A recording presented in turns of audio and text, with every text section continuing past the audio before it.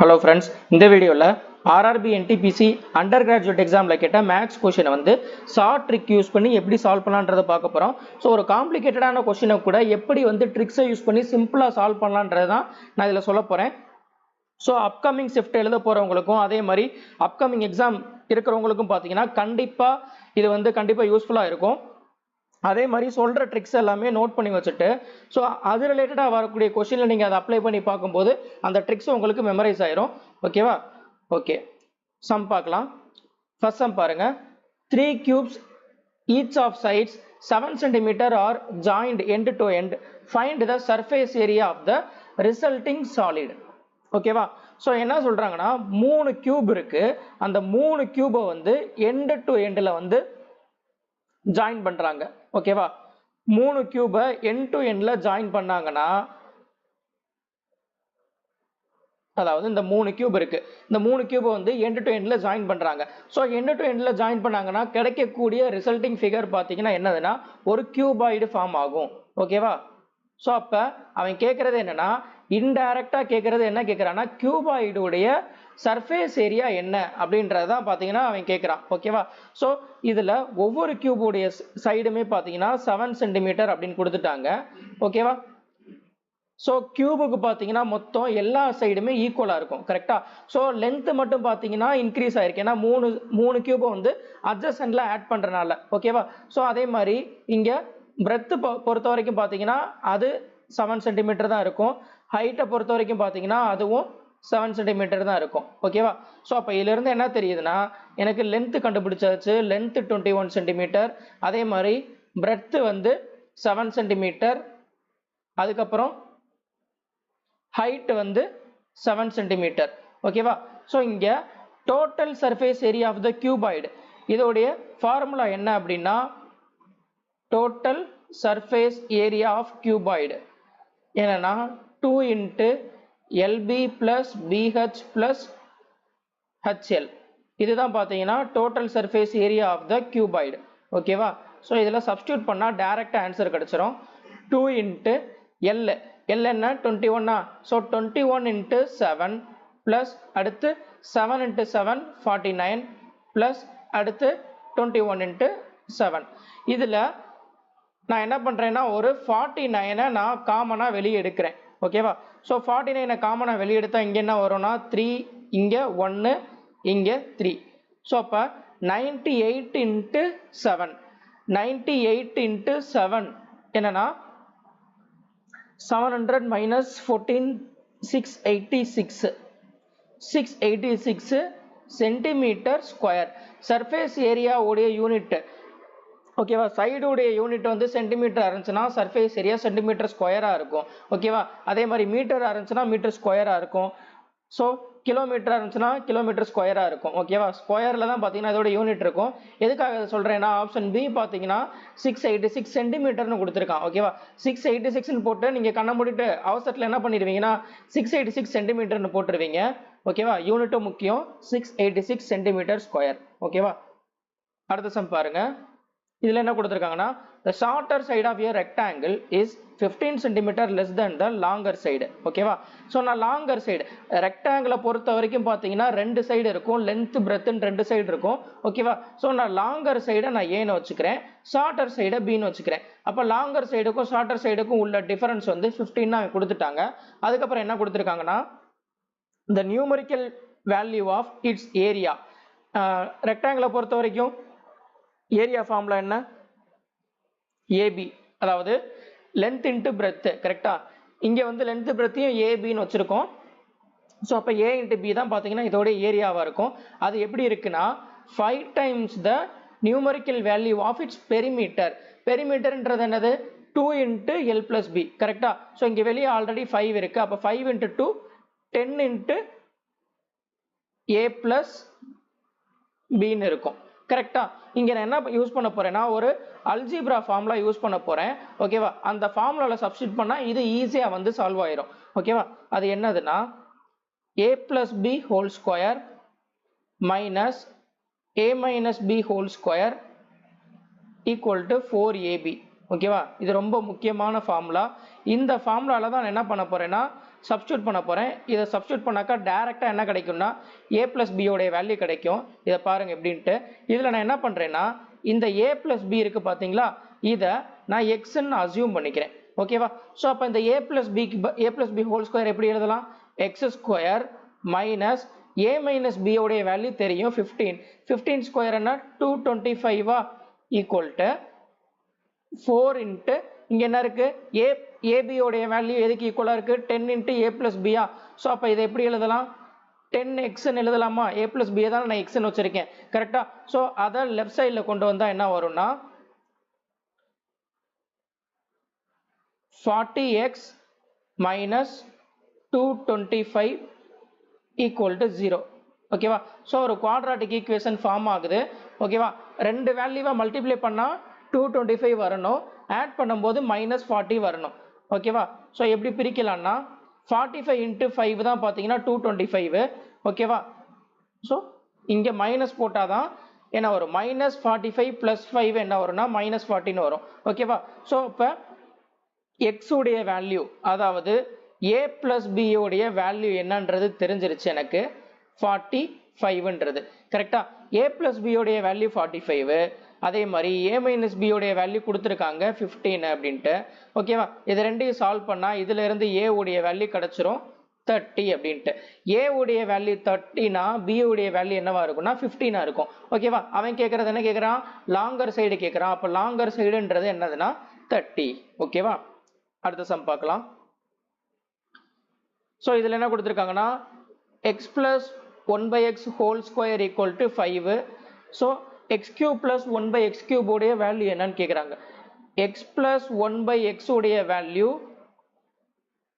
x + 1/x whole square உடைய value 5. அப்போ x + 1/x உடைய வேல்யூ என்னவா இருக்கும்? √5 இருக்குமா? ஸோ x + 1/x உடைய வேல்யூ வந்து a இருந்துச்சுன்னா x³ + 1/x³ உடைய வேல்யூ என்னவா இருக்கும்னா a³ - 3a. ஓகேவா? ஸோ அது ஞாபகம் வச்சுக்கோங்க. a³ - 3a. இங்க ஏன்றது √5. அப்போ √5 கியூப் பண்ணா என்ன வரும்னா 5√5 - 3a. இங்க ஏன்றது √5. ஓகேவா? ஸோ 5√5 - 3√5 என்னதுன்னா 2√5. ஓகேவா? இதோட ஆன்சர் என்னன்னா 2√5 இருக்கும். ஓகேவா? அடுத்த சம் பார்க்கலாம். அடுத்து இது ரொம்ப முக்கியமான டைப்பு. ஸோ என்னன்னா பெரிய பெரிய சம்ம கூட பார்த்தீங்கன்னா நீங்கள் ஈஸியாக சால்வ் பண்ணிடுவீங்க. இந்த மாதிரி சின்ன சம்மில் பார்த்தீங்கன்னா உட்காந்துருவீங்க, என்ன பண்ணுறதுன்னு தெரியாமல் உட்காந்து டைம் எடுத்துருவீங்க. ஸோ இதில் என்னன்னா இது என்ன ஃபார்முலா படி வருதுன்றது தெரிஞ்சிருச்சுன்னா ஈஸியாக இதை சால்வ் பண்ண முடியும். ஓகேவா? இதில் என்ன கேட்குறாங்கன்னா இந்த எக்ஸ்பிரஷனில் இந்த p உடைய வேல்யூ என்னன்னு கேட்குறாங்க. ஓகேவா? அதே மாதிரி இந்த எக்ஸ்பிரஷன் எப்படி இருக்கணும்னா பெர்ஃபெக்ட் கியூபாக இருக்கணும் அப்படின்னு சொல்லிட்டாங்க. இந்த எக்ஸ்பிரஷன் பெர்ஃபெக்ட் கியூபாக இருக்கணும்னா p உடைய வேல்யூ என்ன இருந்தா இது பெர்ஃபெக்ட் கியூபா இருக்கும் அப்படின்னு கேக்குறாங்க. ஓகேவா? சோ இது பெர்ஃபெக்ட் கியூபா இருக்கணும்னா இங்க பாருங்க, ஃபர்ஸ்ட் இதுவும் பிளஸ்ல தான் இருக்கு, இதுவும் பிளஸ்ல தான் இருக்கு. அப்ப கண்டிப்பா இது a plus b whole cube ஃபார்மட்ல தான் இருக்கணும். ஓகேவா? ஏன்னா பெர்ஃபெக்ட் கியூப்னு அவங்களே கொடுத்துட்டாங்க. ஓகேவா? சோ அப்ப a plus b whole cube ஃபார்மட்னா இது ஃபார்முலா என்ன வரும்? a cube plus b cube plus 3ab into a plus b. ஓகேவா? சோ இந்த ஃபார்முலா வச்சு தான் நம்ம கம்பேர் பண்ண போறோம். இதுல இங்க 15.97ன்றது a. ஓகேவா? அதே மாதிரி 0.03ன்றது b.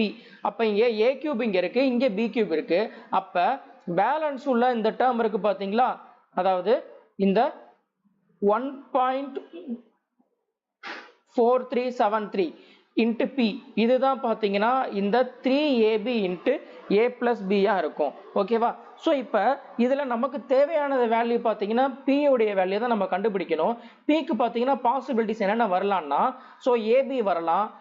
கரெக்டா? இதை எப்படி பிரிக்கலாம்னா ab into 3a plus b ன்னு பிரிக்கலாம், 3ab into a plus b ன்னு பிரிக்கலாம். கரெக்டா? அதே மாதிரி 3a plus b into ab ன்னு பிரிக்கலாம். ஓகேவா? சோ பாசிபிலிட்டிஸ் இத்தனை இருக்கு. கரெக்டா? இப்ப இதுல வந்து இது எதுல வருதுன்றது ஃபர்ஸ்ட் நான் கண்டுபிடிக்கணும். ஓகேவா? நான் என்ன பண்றேன்னா இங்க ஏபின்ற டேர்ம் இருக்கு பாத்தீங்களா? இந்த ஏபியை நான் மல்டிப்ளை பண்றேன். இதை மல்டிப்ளை பண்ணா கண்டிப்பா டைம் எடுக்கும். ஓகேவா? இதெல்லாம் உட்காந்து மல்டிப்ளை எல்லாம் பண்ணிட்டு இருக்காதீங்க. யூனிட் டிஜிட் கான்செப்ட் யூஸ் பண்ணுங்க. ஓகேவா? நான் என்ன பண்ண போறேன்னா இதுல யூனிட் டிஜிட் பாக்குறேன். இங்க 7 இருக்கு, இங்க யூனிட் டிஜிட் பாருங்க 3 இருக்கு.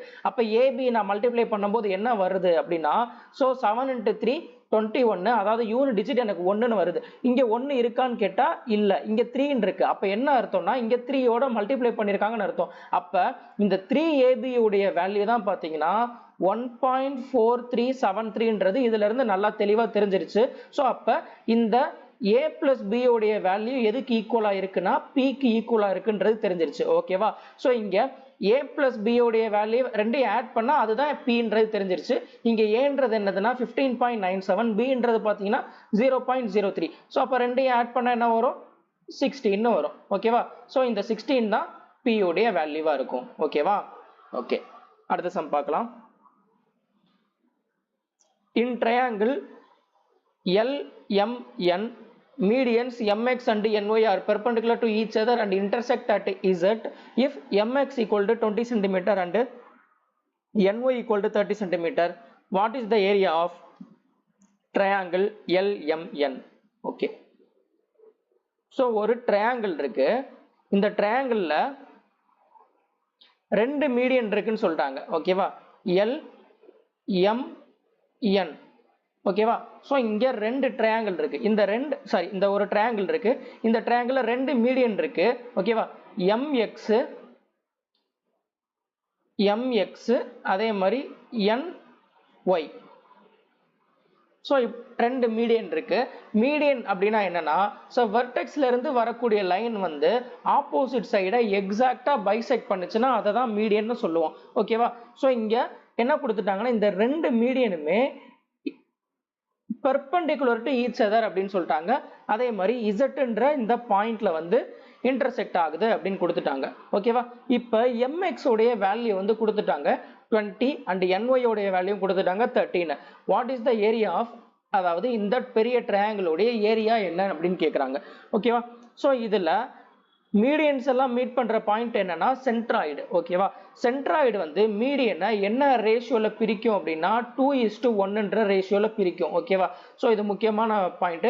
இதை வச்சுதான் பாத்தீங்கன்னா இந்த சம்ம வந்து சால்வ் பண்ண போறோம். ஓகேவா? இங்க mxன்றது பாத்தீங்கன்னா 20 சென்டிமீட்டர் கொடுத்துட்டான். சோ இங்க என்னது சென்ட்ராய்டா, இந்த zன்ற இந்த பாயிண்ட் தான் பாத்தீங்கன்னா சென்ட்ராய்டு. ஓகேவா? சோ இந்த zன்ற பாயிண்ட் இந்த மீடியனை வந்து 2:1 ரேஷியோல பிரிக்குமா? அப்ப இது 20 சென்டிமீட்டர்னா இந்த mz என்னவா இருக்கும்னா 40/3 இருக்கும். zx என்னவா இருக்கும்னா 20/3 இருக்கும். ஓகேவா? எப்படின்றது தெரியலன்னா மறுபடியும் சொல்றேன். சோ இந்த mxன்றது தான் 20. கரெக்டா? அதாவது மொத்தமா இது 2:1 ரேஷியோல பிரிக்கும்னு சொல்லியாச்சா? அதாவது டோட்டல் 3 பார்ட் தான் பாத்தீங்கன்னா 20. அப்பனா 2 பார்ட் என்ன அப்படின்னா 40/3. ஓகேவா? 2 பார்ட் எங்க இருக்கும் அப்படின்னா வெர்டெக்ஸ்ல இருந்து சென்ட்ராய்டுக்கு வரக்கூடிய லைன் இருக்கு பாத்தீங்களா, அதுதான் 2 பார்ட்டாவும், சென்ட்ராய்டுல இருந்து சைடுக்கு வரக்கூடிய லைன் வந்து 1 பார்ட்டாவும் இருக்கும். ஓகேவா? சோ அப்ப இதுல இருந்து நான் கண்டுபிடிச்சேன் அந்த அந்த லென்த்தை வந்து செப்பரேட் பண்ணியாச்சு. அதுக்கப்புறம் பாத்தீங்கன்னா இந்த ny, சோ இது பாத்தீங்கன்னா 30 சென்டிமீட்டர்னா அதே 2:1 ரேஷியோல பிரிச்சாக்கா இது 20 இருக்கும், இது என்னவா இருக்கும் 10 இருக்கும். சோ இப்ப பாருங்க இந்த MZN இந்த ட்ரையாங்கிளை பாருங்க, இது ரைட் ஆங்கிள் ட்ரையாங்கிளா? ரைட் ஆங்கிள் ட்ரையாங்கிளை பொறுத்த வரைக்கும் ஏரியா ஃபார்முலா என்ன? half base into height. கரெக்டா? half base into height. So இது கண்டுபிடிச்சா என்ன தெரிஞ்சிரும்? இந்த ட்ரையாங்கிள் உடைய ஏரியா என்னன்றது தெரிஞ்சிரும். கரெக்டா? சோ நம்மளை பொறுத்த வரைக்கும் அவன் என்ன கேட்கறான்னா இந்த ட்ரையாங்கிள் கேட்கல, மொத்தமா இந்த LMN உடைய ஏரியா என்ன அப்படின்னு கேக்குறாங்க. ஓகேவா? சோ இப்ப இந்த LZNன்றது ஒரு ட்ரையாங்கிளா, அதே மாதிரி LZMன்றது ஒரு ட்ரையாங்கிள். கரெக்டா?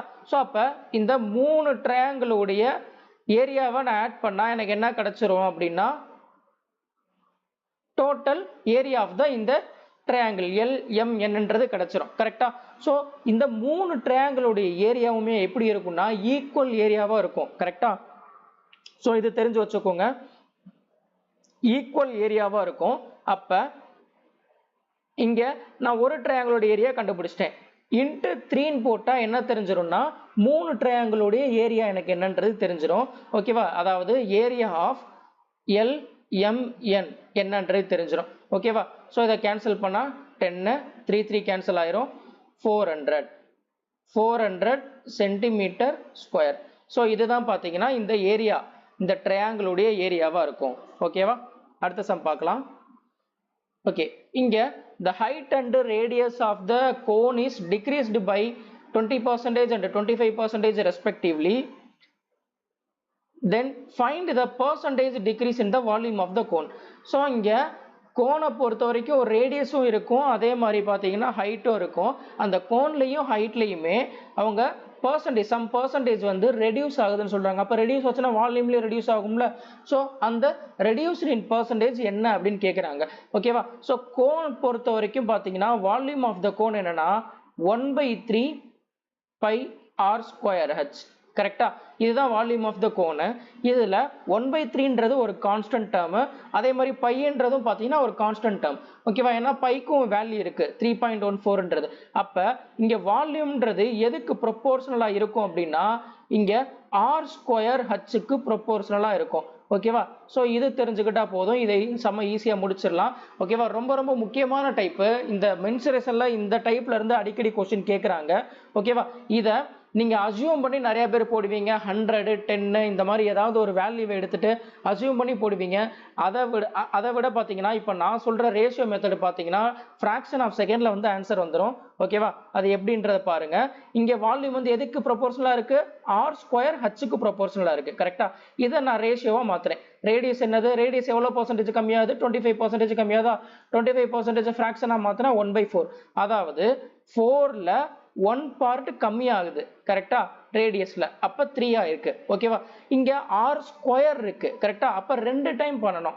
4:3. ஓகேவா? இன்னொரு டைம் எழுதணும். ஹச்சுக்கும் ப்ரொபோர்ஷனலா இருக்கா?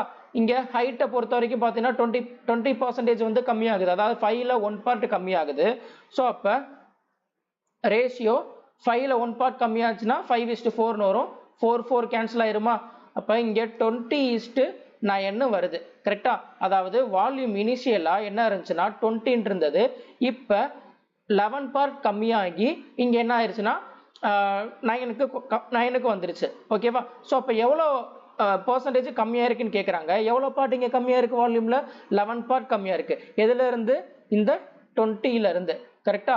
அப்ப இதோடைய பர்சன்டேஜ் என்ன அப்படின்னு கேட்குறாங்க. 55%. ஸோ 55% கம்மியா இருக்கும். ஓகேவா?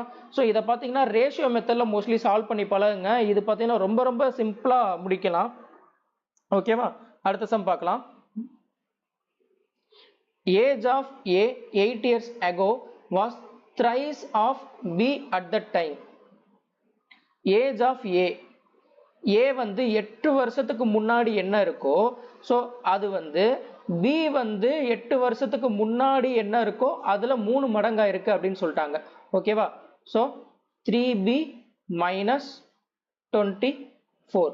அதுக்கப்புறம் என்ன சொல்றாங்கன்னா A வந்து 4 வருஷத்துக்கு அப்புறம் என்ன ஏஜ் இருக்கோ அது வந்து B வந்து 6 வருஷத்துக்கு அப்புறம் என்ன ஏஜ் இருக்கோ அதுல 2 மடங்கா இருக்கு அப்படின்னு சொல்லிட்டாங்க. ஓகேவா? ஓகே. So 2B plus 12. இப்போ என்ன சொல்லிட்டாங்கன்னா அடுத்து வந்து C ஓட ஏஜ் வந்து average age of the A and B ஓட 6 இயர்ஸ் கம்மியா இருக்கு அப்படின்னு சொல்லிட்டாங்க. அப்ப C உடைய ஏஜ் என்னவா இருக்கும் அப்படின்னு கேக்குறாங்க. ஸோ அப்ப C உடைய ஏஜ் நான் கண்டுபிடிக்கணும்னா AB உடைய ஏஜ் என்னன்றது கண்டிப்பா தெரியணும். ஏன்னா AB உடைய ஆவரேஜ் ஏஜை விட 6 வயசு கம்மின்னு சொல்லிட்டாங்க. அப்ப ABக்கு ஆவரேஜ் எடுக்கணும்னா கண்டிப்பா எனக்கு AB உடைய வேல்யூ என்னன்றது எனக்கு தெரிஞ்சிருக்கணும். கரெக்டா? நான் இப்ப இதுல இருந்து என்ன பண்றேன்னா A உடைய வேல்யூவை தூக்கி இதுல சப்ஸ்டிட்யூட் பண்றேன். இங்க -8 நான் இங்க கொண்டு போனா என்ன ஆயிரும்? +8 ஆகுமா? அப்ப இந்த எக்ஸ்பிரஷன் என்னவா மாறும்? இது 3B minus 16 மாறுமா? இத இப்ப நான் இந்த Aல இதுல நான் சப்ஸ்டிட்யூட் பண்றேன். ஓகேவா? சோ இங்க நான் சப்ஸ்டிட்யூட் பண்ணா என்ன வரும்னா இங்க Aக்கு பதிலா 3B minus 16 plus 4 இப்போ minus 12 equal to 2B plus 12. So இதுல இருந்து b உடைய வேல்யூ நான் கண்டுபிடிச்சிட்டேன் 24ன்றது. ஓகேவா? இந்த b உடைய வேல்யூவை நான் இந்த எக்ஸ்பிரஷன்ல நான் சப்ஸ்டியூட் பண்றேன். இதுல சப்ஸ்டியூட் பண்ண என்ன வரும்னா 48 60 56. a உடைய வேல்யூ எனக்கு தெரிஞ்சிருச்சு 56ன்றது. ஓகேவா? இப்போ எனக்கு a உடைய வேல்யூவும் தெரிஞ்சிருச்சு, அதாவது a உடைய ஏஜும் தெரிஞ்சிருச்சு, b உடைய ஏஜும் தெரிஞ்சிருச்சு. இவங்க ரெண்டு பேருடைய ஆவரேஜ் என்ன அப்படின்னா 24 plus 56 80/2 40. ஸோ ரெண்டு பேருடைய ஆவரேஜ் எனக்கு 40 தெரிஞ்சிருச்சு. அப்போ சி உடைய ஏஜ் வந்து இதில் 6 வயசு கம்மியாக இருக்கும்னு சொல்லிட்டாங்க. அப்போ சி உடைய ஏஜ் வந்து என்னவா இருக்கும்னா 34 வயசாக இருக்கும். அதுதான் ஆன்சர். ஓகேவா? ஓகே, அடுத்த சம் பார்க்கலாம். XYZ can do a piece of work in 46 days, 92 days and 23 days respectively. X started the work, Y joined him after 2 days. If Z joined him after 8 days from the beginning, then how many days did X work? Okay, so இங்க என்ன கொடுத்திருக்காங்கன்னா X Y Z.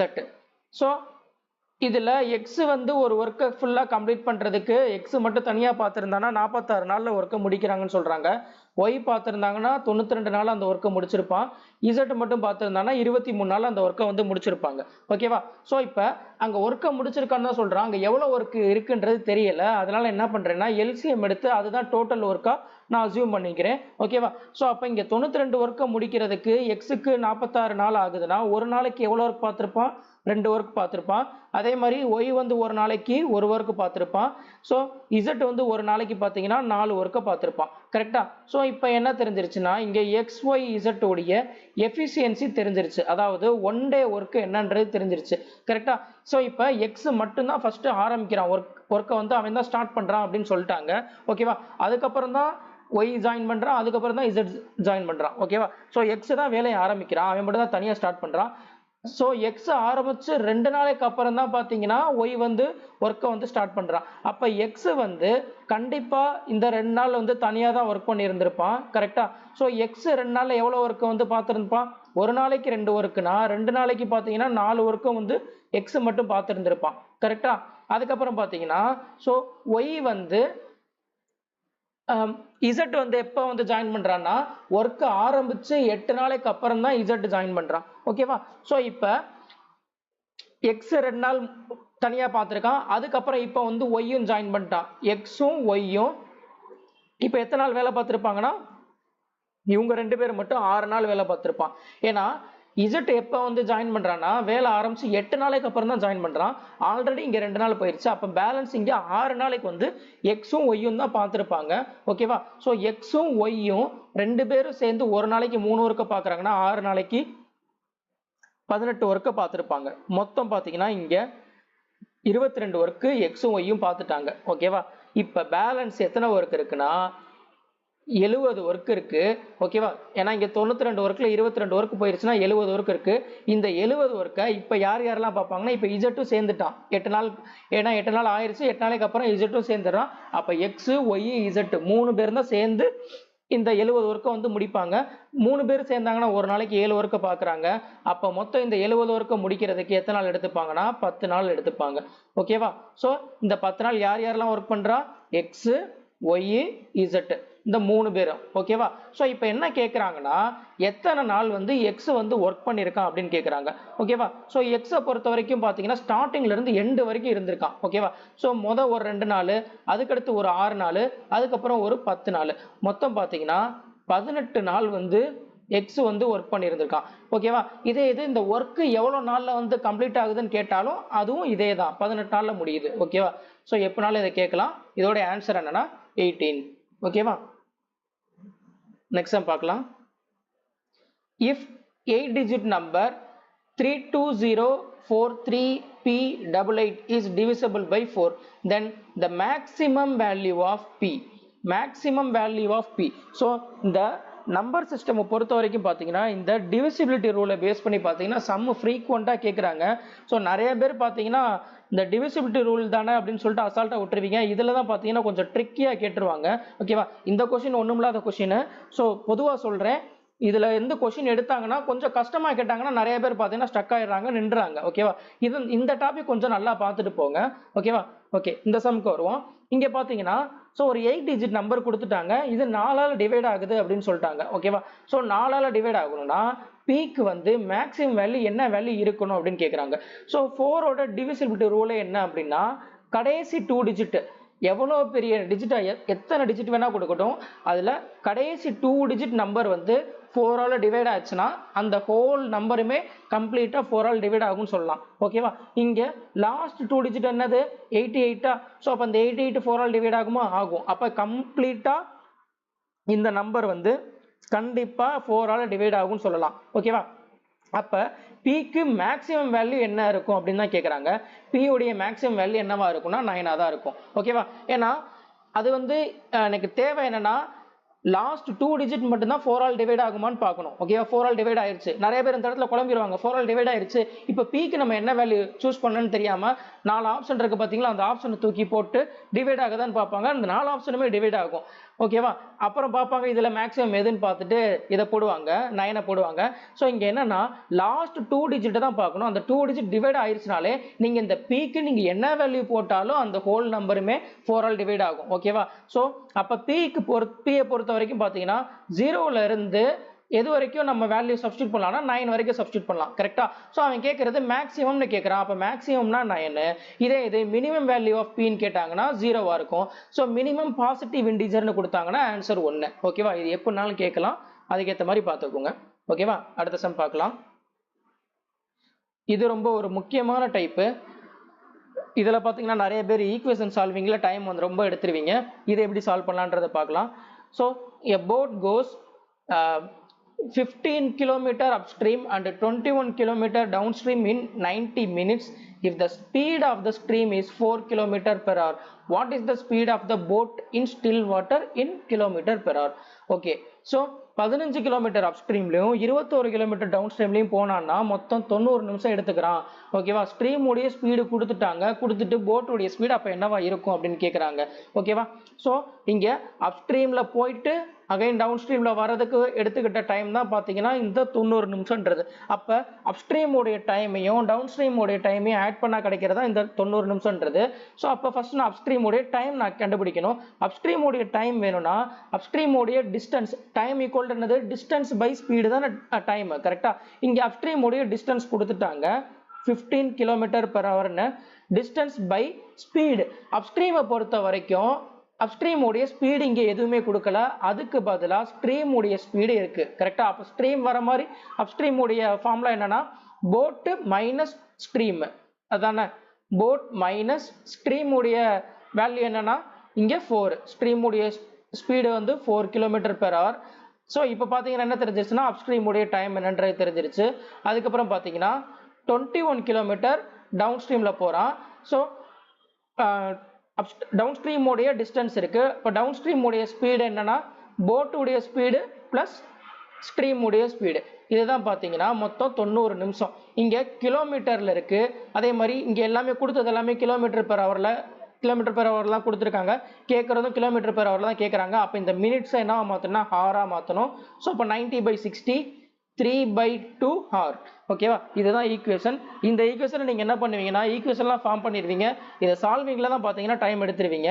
இதுல என்ன பண்ணலாம் அப்படின்னா இதுக்கு possibility case வச்சா ஈஸியா முடிக்கலாம். அது எப்படின்றது சொல்றேன். ஓகேவா? இந்த ரெண்டு வேல்யூவை ஆட் பண்ணா என்ன வரணும்னா 1.5 வரணும். கரெக்டா?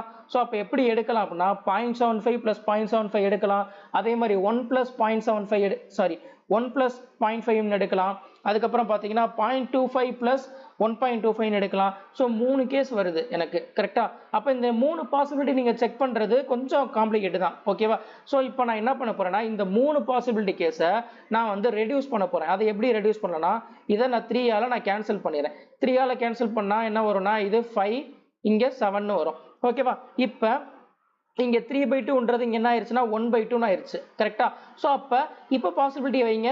இப்ப 1/2 வரணும். ரெண்டு வேல்யூ ஆட் பண்ணா எனக்கு 1/2 வரணும். அப்ப என்னன்னா 0.25 + 0.25 தான் 0.5. அப்ப என்ன ஆயிருச்சுன்னா 3 பாசிபிலிட்டின்றது இங்க ஒரு பாசிபிலிட்டி ஆயிருச்சு. அப்ப என்ன வரும்னா இங்க 0.25 + 0.25 ஆட் பண்ணா எனக்கு 0.5 கிடைக்குது. அப்ப 0.25ன்றது என்னதுன்னா 1/4 1/4 + 1/4 என்ன வரணும்னா இங்க 1/2 வரும். கரெக்டா? சோ இப்ப இங்க பாருங்க மேல நியூமரேட்டரை பொறுத்த வரைக்கும் பாருங்க 5 இருக்கு, இங்க 1 இருக்கு. அப்ப எனக்கு இது 5 வரணும்னா நான் இந்த வேல்யூவை நான் என்ன பண்ணா 5 ஆல நான் மல்டிப்ளை பண்ணணும். இதை 5 ஆல மல்டிப்ளை பண்ணா கீழே 5 ஆல மல்டிப்ளை பண்ணுமா? அப்ப இந்த டினாமினேட்டர் டேர்ம் எனக்கு என்ன இருக்கணும்னா 20 இருக்கணும். கரெக்டா? சோ அப்ப இது எனக்கு 20 இருக்கணும்னா இந்த b உடைய வேல்யூ என்ன இருக்கணும் அப்படின்னா கண்டிப்பா 24 தான் இருக்கணும். அப்பதான் 24 - 4 போட்டா 20 வரும். ஓகேவா? அதே மாதிரி இந்த இடத்துலயும் செக் பண்ணி பாருங்க. இங்க நியூமரேட்டர்ல என்ன இருக்கு 7 இருக்கா? அப்ப டினாமினேட்டர்ல 7 ஆல மல்டிப்ளை பண்ணுவோம். அப்ப கீழே என்ன வரணும்? எனக்கு 28 வரணும். அப்ப 28 வரணும்னா b உடைய வேல்யூ என்ன இருக்கணும்? 24 தான் இருக்கணும். ஓகேவா? சோ இந்த மாதிரி பாசிபிலிட்டியை வச்சு நீங்க சால்வ் பண்ணீங்கன்னா இதை ஈஸியா போட்டுற முடியும். ஓகேவா? இப்ப இங்க வந்து ஸ்ட்ரீமோட ஸ்பீடு கொடுத்துட்டாங்க. ஸ்ட்ரீமோட ஸ்பீடும் கொடுக்காம சில நேரம் கேட்பாங்க. அது ரெண்டுமே நீங்க சால்வ் பண்ணி கொண்டு வர மாதிரி இருக்கும். அப்ப வந்து இந்த பாசிபிலிட்டி நீங்க கண்டுபிடிக்கிறது பாத்தீங்க, இதுல பாசிபிலிட்டி மூலமா சால்வ் பண்றது பாத்தீங்கன்னா ரொம்ப ரொம்ப ரொம்ப சிம்பிளா வரும் நீங்க ஈக்குவேஷன் யூஸ் பண்றதை விட. ஓகேவா? சோ இது என்னன்றதை பார்த்து வச்சுக்கோங்க, இது தெரிஞ்சு வச்சுக்கோங்க. ஓகேவா? அடுத்த சம் பார்க்கலாம். By selling an article for ₹20, a dealer makes a profit of 10%. By how much should he increase his selling price so as to make a profit of 20%? Okay, 20 ரூபாய்க்கு ஒரு ஆர்டிக்கலை விற்கும் போது அவனுக்கு 10% ப்ராஃபிட் கிடைக்குது அப்படின்னு சொல்லிட்டாங்க. ஓகேவா? இங்க செல்லிங் பிரைஸ் கொடுத்துட்டாங்க. அப்ப நான் ஈக்குவேட் பண்ண வேண்டியது செல்லிங் பிரைஸ் உடைய பெர்சன்டேஜுக்கு தான் ஈக்குவேட் பண்ணோம். ஓகேவா? சோ 10% ப்ராஃபிட் கிடைக்குதுன்னா 110% ஆஃப் காஸ்ட் பிரைஸ் தான் என்னவா இருக்கும்? இந்த 20 இருக்கும். கரெக்டா? சோ 110% தான் 20னா இப்ப யூசுவலா நீங்க என்ன பண்ணுவீங்கன்னா 100% கண்டுபிடிப்பீங்க, காஸ்ட் பிரைஸ் வரும். அதுக்கப்புறம் பாத்தீங்கன்னா 20% ப்ராஃபிட் அதுல இருந்து கண்டுபிடிச்சு எவ்வளவு பெர்சன்டேஜ் நீங்க எவ்வளவு இது வேல்யூ அதிகமா இருக்குன்றதை நீங்க பாப்பீங்க. யூசுவலா இந்த சம்ம நீங்க இப்படிதான் அப்ரோச் பண்ணுவீங்க. இதை எப்படி சிம்பிளா பண்ணலாம் அப்படின்னா இங்க இனிஷியலா எவ்வளவு ப்ராஃபிட் கிடைக்குதுன்னா அவனுக்கு 10% ப்ராஃபிட் கிடைக்குது. அவன் இப்ப எவ்வளவு கிடைக்குதுன்னா 20% ப்ராஃபிட் கிடைக்கணும்னா செல்லிங் பிரைஸ் அவன் எவ்வளவு கூட்டணும்னு கேட்கறான். ஓகேவா? சோ இங்க ப்ராஃபிட் பெர்சன்டேஜ் எவ்வளவு கூடி இருக்கோ அதே அளவுக்கு தான் நம்ம செல்லிங் பிரைஸை அதிகமாக்கணும். கரெக்டா? இப்படி கூட வச்சுக்கலாம். செல்லிங் பிரைஸை எவ்வளவுக்கு எவ்வளவு அதிகமாக்குறோனோ அதே அளவுக்கு ப்ராஃபிட் கூடும். கரெக்டா? அப்ப இந்த 10% கூட்டுறானா அதே அளவுக்கு 10%க்கு தான் அவனுக்கு என்ன ஆயிருக்கும்? செல்லிங் பிரைஸும் கூட இருந்திருக்கும். கரெக்டா? அப்ப இங்க 10% நான் பார்த்தா அதுதான் எனக்கு என்னவா இருக்கும்? ஆன்சரா இருக்கும். ஓகேவா? அப்ப எவ்வளவு பெர்சன்டேஜ் அவன் இன்க்ரீஸ் பண்ணணும் அப்படின்னா 10% இன்க்ரீஸ் பண்ணானா அதுதான் அவனுக்கு இன்க்ரீஸ் இன் செல்லிங் பிரைஸா இருக்கும். ஓகேவா? 110% தான் 20 அப்படின்னா 10% என்ன? 20/11 1.82 சம்திங் வருது. 1.82 இதான் ஆன்சர். ஓகேவா? ஒரே ஸ்டெப்ல போட்டுடலாம். ஓகேவா? இதை உட்காந்து காஸ்ட் பிரைஸ் 100% கண்டுபிடிச்சு அதுல இருந்து நீங்க 20% கண்டுபிடிச்சு ஏதோ பண்ணிக்கிட்டு இருப்பீங்க. ஓகேவா? இதெல்லாம் சிங்கிள் ஸ்டெப்ல பண்ணிட்டு போயிடலாம். அடுத்த சம் பாருங்க. The diameter of the circular garden is 140 மீட்டர். ஸோ டயாமீட்டர் 140 மீட்டர்னா அப்போ ரேடியஸ் வந்து 70 மீட்டரா இருக்கும். ஓகேவா? அடுத்து என்ன கொடுத்துருக்காங்கன்னா it's area is equal to the rectangular field whose sides are in the ratio 11:7 the perimeter of the rectangular field. Okay, so இங்க கொடுத்துருக்கிறது என்ன கொடுத்துருக்காங்கன்னா இதோடைய அதாவது சர்க்குலர் கார்டனுடைய ஏரியா. சர்க்குலருடைய ஏரியா என்னன்னா பைஆர் ஸ்கொயர். ஓகேவா? ஸோ பை வந்து 22/7 ஆர் ஸ்கொயர் 70 × 70. இதை மல்டிப்ளை பண்ணல, அப்படியே வச்சுக்கோங்க. பை ஆர் ஸ்கொயர் இது எதுக்கு ஈக்குவலா இருக்கு அப்படின்னா ரெக்டாங்கிளுடைய ஏரியாக்கு ஈக்குவலா இருக்கு. ஓகேவா? ரெக்டாங்கிளுடைய டைமென்ஷன் அதாவது லென்த் பிரெத் கொடுக்காம லென்த் பிரெத் உடைய ரேஷியோ கொடுத்துட்டாங்க. ஓகேவா? ஸோ அப்போ நான் இதை எப்படி வச்சுக்கிறேன்னா 11x × 7x வச்சுக்கலாமா? ஸோ அப்போ 11 × 7 x² வச்சுக்கிறேன். ஓகேவா? ஸோ இங்க இதை கேன்சல் பண்ணா 10 டைம், அடுத்து 11ஆல கேன்சல் பண்ணா இது 2 டைம், அடுத்து இது 10 டைம். ஸோ அப்போ எக்ஸ் உடைய வேல்யூ பார்த்தீங்கன்னா 10√2 அப்படின்னு கிடைக்குது. ஓகேவா? ஸோ இங்கே பெரிமீட்டர் கேட்குறாங்க. பெரிமீட்டர்ன்றது என்னது? இதை உட்காந்து என்ன பண்ணக்கூடாதுன்னா லென்த் என்ன அதாவது என்ன இங்கே என்ன பண்ணுவீங்கன்னா 11 part என்ன, அடுத்து 7 part என்ன, அதுக்கப்புறம் பார்த்தீங்கன்னா 2 × L + B அப்படின்னு போடுவீங்க. அப்படிலாம் அந்த மாதிரிலாம் போட்டுட்டு இருக்காதீங்க. பெரிமீட்டர் ஃபார்முலா என்ன? 2 × L + B தானே? கரெக்டா? ஸோ இங்கே L + B இது ரெண்டையும் ஆட் பண்ண என்ன வரும்? 18. ஸோ 18 × 2 2 × L + B அதாவது 36x. ஓகேவா? அப்போ 36x தான் பெரிமீட்டருடைய இது வேல்யூ. ஓகேவா? இங்க x உடைய வேல்யூ பாத்தீங்கன்னா 10√2. அப்ப 36x உடைய வேல்யூ வந்து 36√2 இருக்கும். ஓகேவா? ஓகே, அடுத்த சம் பார்க்கலாம். அடுத்து, on selling a painting at rupees 1498, gain is 25% more than the loss incurred on selling it at rupees 1300. In order to gain 25%, the selling price will be. ரொம்ப ரொம்ப முக்கியமான டைப். ப்ராஃபிட் லெஸ்ல பாத்தீங்கன்னா இந்த மாதிரி concept அடிக்கடி கேக்குறாங்க. ஓகேவா? சோ இதை எப்படி சிம்பிளா பண்ணலாம்ன்றத பார்க்கலாம். ஓகேவா? சோ இங்க 1498 ரூபாய்க்கு ஒரு ஆர்டிகிள் விற்கும் போது அவனுக்கு ப்ராஃபிட் கிடைக்குது. அந்த ப்ராஃபிட் எப்படி இருக்கு அப்படின்னா 1300 ரூபாய்க்கு விற்கும் போது அவனுக்கு லாஸ் அக்கர் ஆகுது. அந்த லாஸை விட இவனுக்கு ப்ராஃபிட் எவ்வளவு கிடைக்குதுன்னா 25% அதிகமா கிடைக்குது அப்படின்னு சொல்றாங்க. 25% ஃபிராக்ஷனா மாத்தினா என்ன வரும்? 1/4.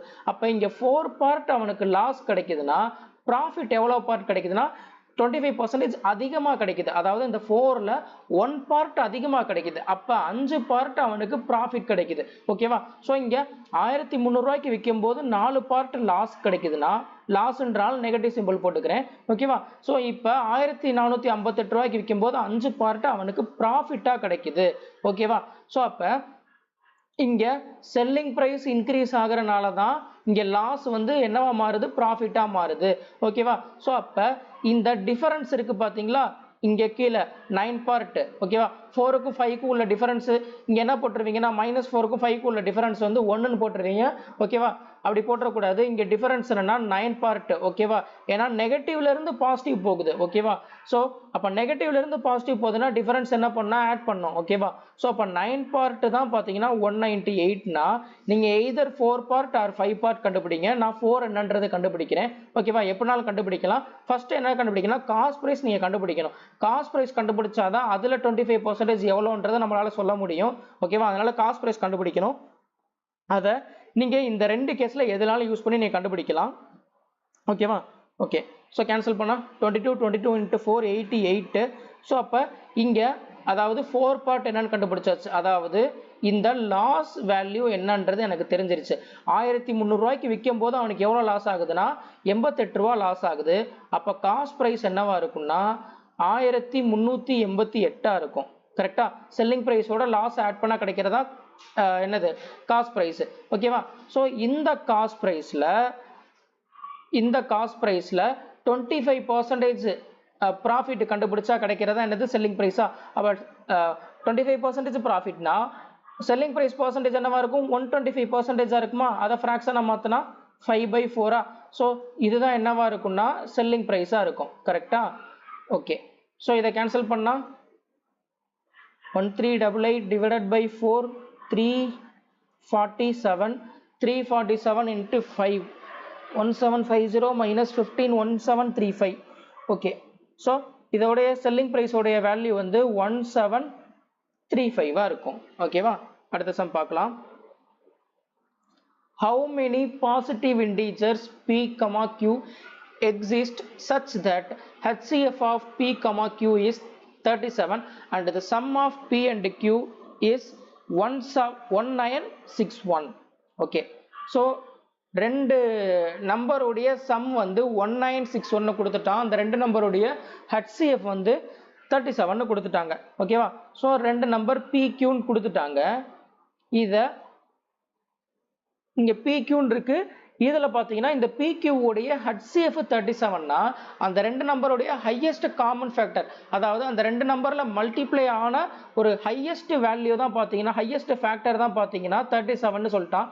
அப்ப இந்த ரெண்டு நம்பர்லயும் அந்த 37 மல்டிப்ளை ஆயிருக்கும். ஓகேவா? இந்த ரெண்டு நம்பருடைய சம் தான் என்ன சொல்லிட்டாங்கன்னா 1961 கொடுத்துட்டாங்க. ஓகேவா? சோ இதுல நான் 37 நான் காமனா வெளிய எடுத்து நான் கேன்சல் பண்ண என்ன வரும்னா 1961 5 times அடுத்து 3 time. ஓகே, 53 ன்னு வருது. ஓகேவா? அதாவது p plus q பாத்தீங்கன்னா 53 ன்னு வருது. ஓகேவா? இப்ப என்னன்னா எனக்கு எவ்வளவு பாசிபிலிட்டிஸ் வந்து எனக்கு இருக்கு அப்படின்னு கேக்குறாங்க. ஓகேவா? இங்க ஆப்ஷன்ஸ் பாருங்க. 54 26 53 28. அப்ப 28 டைம் நீங்க ஒண்ணா எழுதிக்கிட்டே இருக்கணுமா? இதை பொறுத்த வரைக்கும் ரெண்டு நம்பரை ஆட் பண்ண உடனே எனக்கு 53 வரணும். கரெக்டா? சோ என்னென்ன பாசிபிலிட்டி கேஸ்லாம் வரும்னா 1 plus 52 வருமா? அதே மாதிரி 2 plus 51 இது வருமா? அதுக்கப்புறம் 3 + 50 இப்படியே நீங்க எவ்வளவு வேல்யூக்கு நீங்க எழுதுவீங்க ஓகேவா இந்த மாதிரி ஏன்னா ஆப்ஷன்ல இப்போ உங்களுக்கு இந்த வரக்கூடிய ஆன்சர் 54 வருதுன்னு வச்சுக்கோங்களேன் நீங்க 54 டைம்ஸ் நீங்க அப்படியே எழுதிக்கிட்டே இருக்க முடியுமா அதுவும் பாசிபிலிட்டிஸ் இல்ல சோ இங்க என்ன ஒண்ணுனா இங்க ரெண்டு நம்பரை ஆட் பண்ணும்போது வரக்கூடிய நம்பர் பாத்தீங்கன்னா பிரைம் நம்பர் ஓகேவா சோ இது பிரைம் நம்பரா இருந்துச்சுன்னா இங்க PQ இருக்கு பாத்தீங்களா சோ இந்த வேல்யூ வந்து எப்பயுமே பாத்தீங்கன்னா கோப்ரைம் நம்பர் வர மாதிரி தான் எழுதணும் ஓகேவா இந்த பாசிபிலிட்டிஸ் வந்து கோப்ரைம் நம்பரா தான் இருக்கணும் அதாவது கோப்ரைம் நம்பர்னா ரெண்டு நம்பருக்கும் இடையில உள்ள HCF வந்து 1 தான் இருக்கணும் 1 தவிர வேற எந்த நம்பரும் இருக்கக்கூடாது ஓகேவா அதுதான் கோப்ரைம் நம்பர்ன்றது ஓகேவா இங்க ரெண்டு நம்பரை ஆட் பண்ணி வரக்கூடிய நம்பர் பாத்தீங்கன்னா இது பிரைம் நம்பர்ஸ்ன்றனால இங்க நீங்க என்ன பாசிபிலிட்டிஸ் போட்டாலுமே அது வந்து கண்டிப்பா அது ஒரு கோப்ரைம் நம்பரா தான் இருக்கும் ஓகேவா நீங்க வேணா பாருங்க 152 ரெண்டு இடையில உள்ள HCF 1 அதே மாதிரி 251 ரெண்டு இடையில உள்ள HCF 1 350 HCF 1 449 HCF 1 சோ நீங்க என்ன வேலைனாலும் போட்டு பாருங்க உங்களுக்கு அதுதான் வரும் நீங்க அப்ப கடைசியா நீங்க என்ன கண்டுபிடிச்சா போதும்னா லாஸ்ட் டிஜிட் என்ன வரும் அப்படின்றத கண்டுபிடிச்சா போதும் ஓகேவா 26 27 வரும் கரெக்ட்டா இதுக்கு அப்புறம் பாத்தீங்கன்னா உங்களுக்கு ரிப்பீட்டேஷன் வந்துரும் அகைன் 27 26 இப்படி வர ஆரம்பிச்சிரும் ஓகேவா ரிப்பீட்டேஷன் நீங்க பண்றது அது நீங்க செகண்ட் டைம் பண்ற மாதிரி ஆயிரும் ஓகேவா அப்ப கடைசி நம்பர் 1 ல இருந்து ஆரம்பிச்சு எது வரைக்கும் முடியுதுன்னா 26 வரைக்கும் முடியுது அப்ப மொத்தம் பாத்தீங்கன்னா 26 பாசிபிலிட்டிஸ் இதுல இருக்கு ஓகேவா ஓகே அடுத்த சம் பார்க்கலாம் a trader offers a discount on the marked price and provides 3 articles free for every 12 articles purchased thereby earning a profit of 20%. Find the percentage by which marked price is increased above the cost price correct to the 2 decimal approximation வச்சிட்டான் okay இந்த model கொஞ்சம் முக்கியமானது என்ன சொல்லிருக்காங்கன்னா so ஒரு trader வந்து 10% வந்து discount கொடுக்குறான் discount எதுல இருந்து கொடுப்பாங்க மார்க்கெட் பிரைஸ்ல இருந்தா கொடுப்பாங்க ஓகேவா சோ இந்த மார்க்கெட் பிரைஸ்ல 10% டிஸ்கவுண்ட் பண்ணி கொடுக்குறான் அப்ப எவ்வளவுக்கு வித்திருப்பான் அப்படின்னா 90%க்கு வித்திருந்திருப்பான் கரெக்டா அதுக்கப்புறம் என்ன பண்றான்னா ஒவ்வொரு 3 ஆர்டிகிளையும் ஃப்ரீயா கொடுத்திருக்கான் எப்ப அப்படின்னா 12 ஆர்டிகிளை பர்ச்சேஸ் பண்ணும்போது 3 ஆர்டிகிளை ஃப்ரீயா கொடுக்குறான் அப்பனா என்ன அர்த்தம் மொத்தம் அவங்கிட்ட இருந்தது எத்தனை ஆர்டிகிள் இருந்திருக்கு 15 ஆர்டிகிள் இருந்திருக்கு அந்த 15ல 12 ஆர்டிகிளை செல் பண்றான் ஓகேவா சோ 15 ஆர்டிகிள்ல 12 ஆர்டிகிளை செல் பண்றான் ஓகேவா இது என்னன்னா செல்லிங் பிரைஸ் ஓகேவா இது ஃபுல்லா என்னன்னா இப்ப என்ன தெரிஞ்சிருச்சுன்னா செல்லிங் பிரைஸ் நான் இங்க கொண்டு வந்துட்டேன் ஓகேவா சோ இப்படி கொடுக்கறனால அவனுக்கு எவ்வளவு பெர்சன்டேஜ் ப்ராஃபிட் கிடைக்குதுன்னா 20% ப்ராஃபிட் கிடைக்குது ஓகேவா சோ இங்க 20% ப்ராஃபிட்னா 120% ஆஃப் காஸ்ட் பிரைஸ் என்ன அப்படின்னா செல்லிங் பிரைஸ் 120% ஃபிராக்ஷனா மாத்தனா 6/5 120% ஆஃப் காஸ்ட் பிரைஸ் இது என்ன அப்படின்னா இது செல்லிங் பிரைஸ் அப்படிதானே சோ இது செல்லிங் பிரைஸ் அப்ப இதுவும் செல்லிங் பிரைஸ் இதுவும் செல்லிங் பிரைஸ் இந்த ரெண்டு செல்லிங் பிரைஸை நான் என்ன பண்றேன்னா ஈக்குவேட் பண்ணிக்கிறேன் ஓகேவா சோ இப்ப காமனா உள்ள டேர்ம் எல்லாமே கேன்சல் பண்ணலாம் கேன்சல் பண்ணா இங்க 2 டைம் 5 அடுத்து 3 3 5 கேன்சல் பண்ணல எதுவும் தப்பு பண்ணிருக்கேனா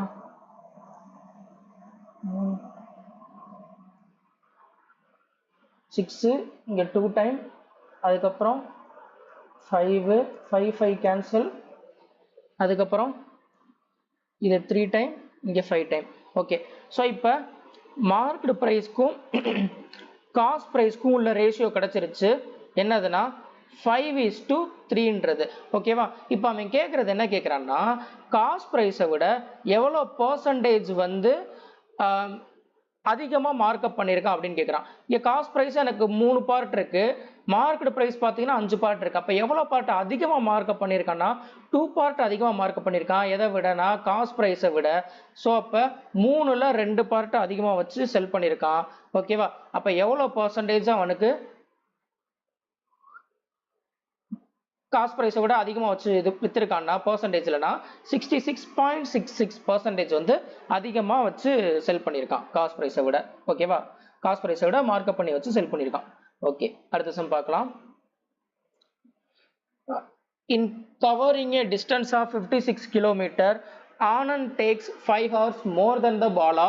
If Anand doubles his speed, then he would take 2 hours less than the Bala. Anand speed is okay. என்ன சொல்லியிருக்காங்கன்னா 56 கிலோமீட்டரை கவர் பண்றதுக்கு ஆனந்த் வந்து பாலாவை விட 5 மணி நேரம் அதிகமாக எடுத்துக்கிறான்னு சொல்றாங்க. ஓகேவா? இப்போ ஆனந்த் வந்து ஸ்பீடை வந்து டபுள் பண்ணாருன்னா பாலாவை விட 2 மணி நேரம் முன்னாடியே வந்து போயிடுறாரு அப்படின்னு சொல்றாரு. எப்போ அப்படின்னா இந்த 56 கிலோமீட்டரை கவர் பண்றதுக்கு. அப்படின்னா ஆனந்தோடைய ஸ்பீடு என்னவா இருக்கும் அப்படின்னு கேட்குறாங்க. ஓகே, இப்போ ஆனந்த் வந்து ஸ்பீடை வந்து இன்க்ரீஸ் பண்றாரா, அதாவது டபுள் பண்றாருன்னு சொல்லிட்டாங்க. ஓகேவா? அப்போ இனிஷியலா 1 பார்ட்ல போய்கிட்டு இருந்தவர் இப்போ என்ன பண்றாரு, 2 பார்ட்ல போறாரா, அதாவது இது ஸ்பீட் ரேஷியோ. ஓகேவா? ஸோ அப்போ ஸ்பீட் ரேஷியோ இங்கே டிஸ்டன்ஸை பொறுத்த வரைக்கும் 56 கிலோமீட்டர்ன்றது கான்ஸ்டன்ட். டிஸ்டன்ஸ் கான்ஸ்டன்டாக இருந்துச்சுன்னா speed ratio inversely proportional to time ரேஷியோவா இருக்குமா? ஸோ அப்போ இது டைம் ரேஷியோ. ரைட்டா? இது ரெண்டுமே பார்த்தீங்கன்னா ஆனந்த் தான். ஓகேவா? ஸோ இங்கே ஸ்பீடை பார்த்தீங்கன்னா இன்க்ரீஸ் பண்ணுறனால டைம் வந்து கம்மியாகுது. கரெக்டாக? அதுதானே. இங்கே ஆனந்தை பொறுத்த வரைக்கும் பார்த்தீங்கன்னா இனிஷியலாக பாலாவோட 5 மணி நேரம் அதிகமாக எடுத்தவர் இப்போ ஸ்பீடை வந்து டபுள் பண்ணுறனால 2 மணி நேரம் கம்மியாக எடுக்கிறாரு. கரெக்டாக? அப்போ இங்கே இந்த டிஃபரன்ஸு டைம் டிஃபரன்ஸு தான் பார்த்தீங்கன்னா எவ்வளோன்னா இந்த 7 மணி நேரமாக இருக்கும். கரெக்டாக? ஸோ இங்கே 5 மணி நேரம் அதிகமாக எடுத்தவர் இப்போ 2 மணி நேரம் கம்மியாக எடுக்கிறார். ஸோ நெகட்டிவ்லேருந்து பாசிட்டிவ் போகுதுன்னா டிஃபரன்ஸ் என்ன பண்ணணும்னு சொல்லியிருக்கேன், ஆட் பண்ணுமா? அப்போ 7 ஹவர்ஸ். ஓகேவா? ஸோ 1 பார்ட் தான் 7னா ஆக்சுவல் ஸ்பீடில் போயிருந்தாருன்னா, அதாவது இந்த 1 பார்ட் ஸ்பீடில் போயிருந்தாருன்னா எவ்வளோ நேரம் எடுத்திருப்பாரு, 2 பார்ட் டைம் எடுத்திருப்பாரு. அப்போ 2 பார்ட் என்ன, 14 ஹவர்ஸ். ஓகேவா? ஸோ அப்போ ஆனந்தோடைய ஆக்சுவல் டைம் வந்து 56 கிலோமீட்டரை கவர் பண்ணுறதுக்கு எவ்வளோ நேரம் எடுத்திருக்காருன்னா 14 மணி நேரம் எடுத்திருக்காரு. அப்போ ஆனந்தோடைய ஸ்பீடு என்ன அப்படின்னு கேட்குறாங்க. So distance divided by time. 56 கிலோமீட்டரை கவர் பண்ணுறதுக்கு எவ்வளோ நேரம் எடுக்கிறாருன்னா 14 மணி நேரம் எடுக்கிறாருன்னா என்ன ஸ்பீடில் அவர் போயிருக்கணும், 4 km/h ஸ்பீடில் போயிருக்கணும். கரெக்டா? ஸோ அதுதான் ஆன்சராக இருக்கும். ஓகேவா? அடுத்த சம் பார்க்கலாம். ஓகே, ஸோ இந்த ஆவரேஜை பொறுத்தவரை, இந்த டைம் அண்ட் டிஸ்டன்ஸை பொறுத்த வரைக்கும் பார்த்தீங்கன்னா ஆவரேஜ் ஸ்பீடு கான்செப்ட் ரொம்ப ரொம்ப முக்கியமாக கேட்குறாங்க. ஆனால் ஆவரேஜ் ஸ்பீடு கான்செப்ட் எல்லாருக்கும் தெரியும். அதனால் என்ன பண்ணுறான்னா இந்த ஆவரேஜ் ஸ்பீடில் தான் பார்த்தீங்கன்னா டஃப்னஸ் வைக்கிறான். எப்படின்னா அப்ராக்சிமேஷன் இல்லைனா இந்த மாதிரி கரெக்டு 2 டெசிமல் 1 டெசிமல்ன்ற மாதிரி இந்த மாதிரி குழப்புற மாதிரி வந்து வச்சிடறான். இல்லை கேல்குலேஷனில் பார்த்தீங்கன்னா கொஞ்சம் ட்ரிக்கியாக வச்சுறாங்க. இதில் பார்த்தீங்கன்னா உட்காந்துருவீங்க நிறைய பேர். ஸோ இந்த சம்மை எப்படி வந்து கொஞ்சம் சிம்பிளாக பண்ணலான்றத இதை நான் சொல்கிறேன். அதே மாதிரி ஏதாவது இதில் ட்ரிக்ஸ் இருக்கான்றதையும் பார்ப்போம். ஓகேவா? ஸோ ஃபர்ஸ்ட் கொஸ்டின் என்ன கொடுத்துருக்காங்கன்றத பார்க்கலாம். 1/3 of your journey is covered at a speed of 31 km/h. The next 1/3 journey is covered at a speed of 4 km/h and the remaining journey is covered at the speed of 34 km/h. The average speed for the entire journey is. So இனிஷியலாக 1/3 journey cover பண்ணுறாரு. அதுக்கப்புறம் பார்த்தீங்கன்னா அடுத்தும் 1/3. அப்போ balance இருக்கிறது இந்த ரிமைனிங்கும் 1/3 தான் இருக்கும். அப்போ இங்கே டிஸ்டன்ஸை பொறுத்த வரைக்கும் என்ன அப்படின்னா கான்ஸ்டன்ட். ஏன்னா ஈக்குவல் டிஸ்டன்ஸை தான் கவர் பண்ணுறாரு. ஸோ டிஸ்டன்ஸு கான்ஸ்டண்ட்டாக இருந்துச்சுன்னா 2 ஸ்பீடு கொடுத்துருந்தாங்கன்னா என்ன பண்ணுவீங்க, 2xy/x+yன்ற ஃபார்முலாவில் யூஸ் பண்ணி நீங்கள் போடுவீங்களா? அதே மாதிரி டிஸ்டன்ஸ் கான்ஸ்டண்ட்டாக இருக்கும்போது ஆவரேஜ் ஸ்பீடு கண்டுபிடிக்கிறதுக்கு ஃபார்முலா இருக்குது 3 ஸ்பீடுக்கு.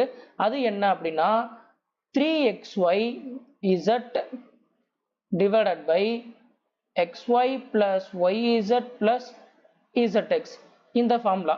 ஓகேவா? இது எப்போ யூஸ் பண்ணலாம் அப்படின்னா டிஸ்டன்ஸு கான்ஸ்டண்ட்டாக இருக்கும்போது மட்டும்தான். ஓகேவா? இங்கே டிஸ்டன்ஸு கான்ஸ்டண்ட்டாக இருக்குது, அதனால் நான் என்ன பண்ணுறேன்னா இந்த ஃபார்முலா யூஸ் பண்ணுறேன். ஓகேவா? ஸோ இங்கே 3xyz இல்லை எக்ஸுன்றது எக்ஸு ஒய்இசட்ன்றது 3 ஸ்பீடு. ஓகேவா? So 31 × 34 × 4 divided by 31 × 4 plus 34 × 4 plus 31 × 34. இதில் இந்த காமனாக உள்ள டேர்ம் கேன்சல் பண்ணுறேன். இதை 2ஆல் கேன்சல் பண்ணுறேன். ஓகேவா? 2 அடுத்து இது 2 இங்கே 17. ஸோ இங்கே 31 × 34 900 150 plus 4 1054 1054 × 6.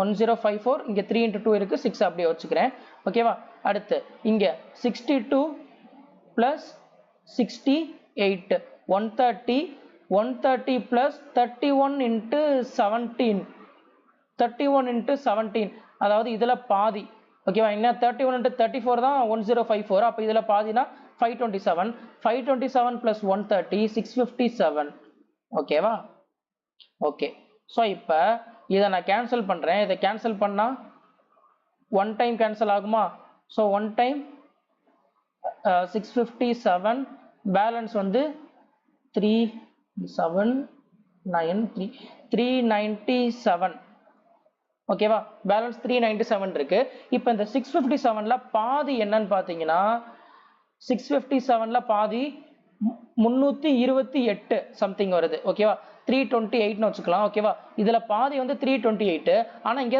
397 இருக்கு அப்ப பாதிக்கும் மேல தான் இருக்கு அதாவது 0.5 க்கும் மேல தான் இருக்கு ஓகேவா இங்க 0.5 ன்னு வச்சாலே என்ன வருதுன்னா இதோட ஆன்சர் வந்து 1.5 into 6 என்னது 9 கரெக்ட்டா சோ அப்ப இது பாதிக்கும் மேல தான் இருக்கு அப்ப பாதிக்கும் மேல இருக்குனா கண்டிப்பா 9 க்கு மேல என்ன வேல்யூ இருக்கோ அதுதான் ஆன்சரா இருக்கும் ஓகேவா 9.6 தான் ஆன்சர் ஓகேவா சோ இந்த மாதிரி எலிமினேட் பண்ண நீங்க கத்துக்கோங்க ஓகேவா இத நீங்க எக்ஸாக்ட்டா நீங்க சால்வ் பண்ணி அடிச்சு கொடுத்து இப்படி தான் கொண்டு வரணும்ன்றதெல்லாம் கிடையாது அப்ராக்ஸிமேஷன் அவன் கொடுத்துட்டானா அப்ராக்ஸிமேஷனா உங்களுக்கு என்ன வேல்யூ நியரஸ்டா இருக்கோ நீங்க அதுபடி நீங்க வச்சு நீங்க கால்குலேஷனை சிம்பிளிஃபை பண்ணிட்டீங்கனாலே ஈஸியா முடிச்சிடலாம் அப்ராக்ஸிமேஷன் பார்த்த உடனே நிறைய பேர் ஸ்கிப் பண்ணிட்டு போயிடுவாங்க ஓகேவா சோ அந்த மாதிரி இல்லாம இங்க என்ன பண்ணலாம் கால்குலேஷன்ல என்ன பண்ணலாம்ன்றது மட்டும் நீங்க யோசிச்சீங்கன்னா ஈஸியா சம்ம முடிக்கலாம் ஓகேவா அடுத்த சம் பார்க்கலாம் A sum of money becomes 3 times of itself in 20 years at simple interest. Okay.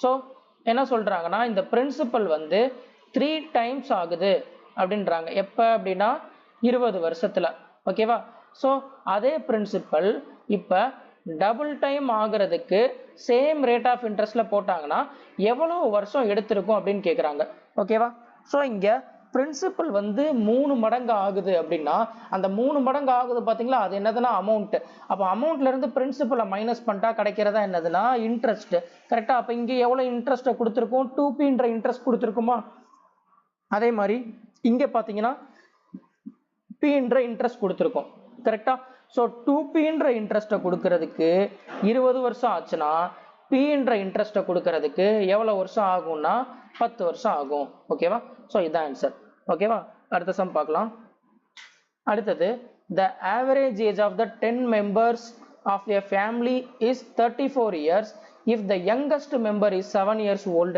what was the average age of the family members just before the birth of the youngest member so ரொம்ப ஒரு முக்கியமான type ஆவரேஜ்ல ஓகேவா இதுல என்ன பண்ணுவீங்கன்னா அதையும் சொல்லிடுறேன் என்ன தப்பு பண்ணுவீங்க அப்படின்றத அதை அவாய்ட் பண்ணிக்கோங்க 10 பேருடைய ஆவரேஜ் வந்து 34 இருக்கு யங்கஸ்ட் மெம்பர் இதுல பாத்தீங்கன்னா 7 வயசு உள்ள ஒருத்தர் இருக்காங்கன்னு சொல்லிட்டாங்க இப்போ அவர் பிறக்க போது வந்து ஆவரேஜ் ஏஜ் என்னவா இருக்கு அப்படின்னு கேக்குறாங்க ஓகேவா சோ அப்ப இவர் யங்கஸ்ட் மெம்பருடைய ஏஜ் வந்து 7 வயசுனா இவர் பிறக்கும் போது அப்படின்னா எல்லாருக்குமே 7 வயசு கம்மியாகுமா அப்ப ஆவரேஜ்லயும் 7 கம்மியாகும் எல்லாருக்குமே கம்மியாகுதுன்னா என்ன அர்த்தம் ஆவரேஜ்ல குறையுதுன்னு தானே அர்த்தம் கரெக்டா அப்ப 34ல 7 வயசு கம்மியாச்சுன்னா 27 இருக்கும் ஆப்ஷன்ல கண்டிப்பா இந்த 27 வச்சிருப்பான் ஓகேவா இங்க ஏதோ வைக்கல ஓகேவா ஆனா மெஜாரிட்டி பாத்தீங்கன்னா ஆப்ஷன்ல இந்த 27 வச்சிருப்பாங்க நீங்க என்ன பண்ணுவீங்கன்னா 27ன்றத ஆன்சர் போட்டு போயிருவீங்க அப்படி போடக்கூடாது இது எப்ப அப்படின்னா இந்த 27ன்றது 10 பேருடைய ஆவரேஜ் கரெக்டா அவங்க பிறக்கிறதுக்கு முன்னாடி கேக்குறாங்களா அப்போ 9 பேர் தான் இருப்பாங்க